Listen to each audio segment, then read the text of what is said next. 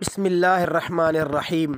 मेरे मुहतरम सामिईन, आज जो मैं आपकी खिदमत में मसला पेश करूँगा वो ये है कि अगर किसी ने रोज़ा की हालत में औरत की शर्मगाह देखी, क्या इस सूरत में उसका रोज़ा बाकी रहेगा या फासिद हो जाएगा?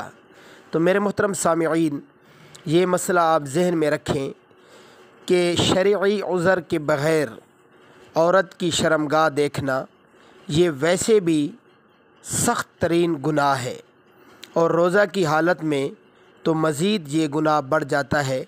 जहाँ तक रोज़ा फासिद होने की बात है तो रोज़ा उस वक़्त तक फासिद नहीं होता जब तक कि रोज़ा को फासिद करने वाला कोई अमल न कर लिया जाए। तो महज़ शर्मगाह देखने से रोज़ा फासिद नहीं होगा, अलबत्ता ये शदीद गुनाह वाली बात है। अल्लाह रब्बुल इज़्ज़त हमारी हिफाजत फरमाए। मेरे मोहतरम सामिईन, मज़ीद ऐसे मुस्तनद दीनी मसाइल जानने के लिए हमारे इस्लामी चैनल ज़ौक़-ए इस्लाम को ज़रूर सब्सक्राइब फरमा लीजिए। जज़ाकुमुल्लाहु खैरा व अहसनल जज़ा।